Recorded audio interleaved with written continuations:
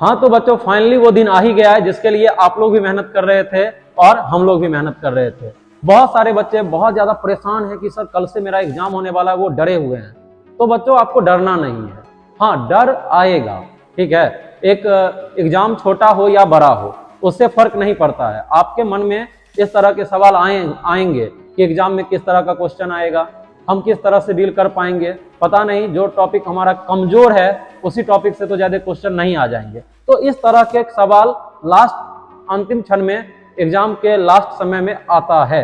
लेकिन यहाँ पर आपको कैसे मोटिवेट रखना है, तो यहाँ पर आप एग्जाम में क्या आएगा उसके बारे में मत सोचिए, क्योंकि वो आपके कंट्रोल में नहीं है। आपके कंट्रोल में क्या था, आपने मेहनत किया है, आपने ऑब्जेक्टिव क्वेश्चन सॉल्व किए हैं, सब्जेक्टिव क्वेश्चन सॉल्व किए हैं, आपने पूरे कोर्स को पढ़ा है।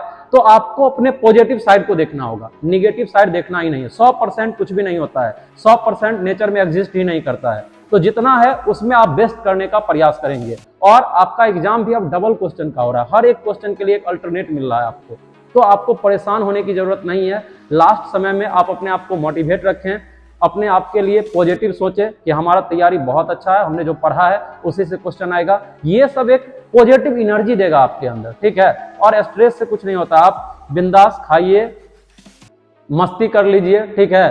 अब जितना तैयारी है उसमें ये नहीं कि अब ये छूटा हुआ है मेरा, हम थोड़ा देख लेते हैं, तो थोड़ा उड़ा के चक्कर में नहीं पड़ना है। वो आपके अंदर कंफ्यूजन ही कंफ्यूजन क्रिएट करेगा। तो अब आपको कंफ्यूजन से बचना होगा।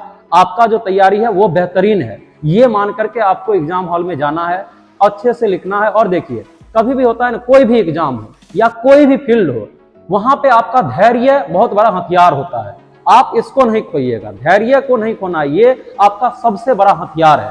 इसीलिए एग्जाम में क्वेश्चन आसान आएंगे फिर भी धैर्य रखना है, क्वेश्चन डिफिकल्ट आएंगे फिर भी धैर्य को बनाए रखना है। क्योंकि आसान क्वेश्चन में क्या होता है कि एक्साइटमेंट में हम लोग कई बार गलती कर जाते हैं, और जब मुश्किल क्वेश्चन आता है तो वहां पे परेशान हो जाते हैं। तो कोई दिक्कत नहीं है, क्वेश्चन मुश्किल है आसान है, आराम से देखेंगे समझेंगे, उसके बाद हमारा एक्शन होगा, एक प्रोसेस चलेगा। ये नहीं कि बस क्वेश्चन आया और कोई भी ऑप्शन लगा दिए, एक्साइटमेंट में आकर के देख नहीं पाए, तो फिर गड़बड़ हो जाएगा। तो आपको अपने आप पर बिलीव करना होगा, सेल्फ मोटिवेशन को एकदम टॉप पे रखिए, कॉन्फिडेंस आपका हाई होना चाहिए, ठीक है। और जो आप तैयारी किए हैं वो बेहतरीन है, यही मान करके आपको एग्जाम देना है। लास्ट में आप लोगों को आपके एग्जाम के लिए ढेर सारी शुभकामनाएं। आप बहुत अच्छा एग्जाम दे करके आएंगे, आपका रिजल्ट भी अच्छा आएगा। और एक बात, अगर रिजल्ट अच्छा नहीं भी आता है तो बच्चों एक एग्जाम ये डिसाइड नहीं करता है कि आप अपने करियर में सक्सेस है या फिर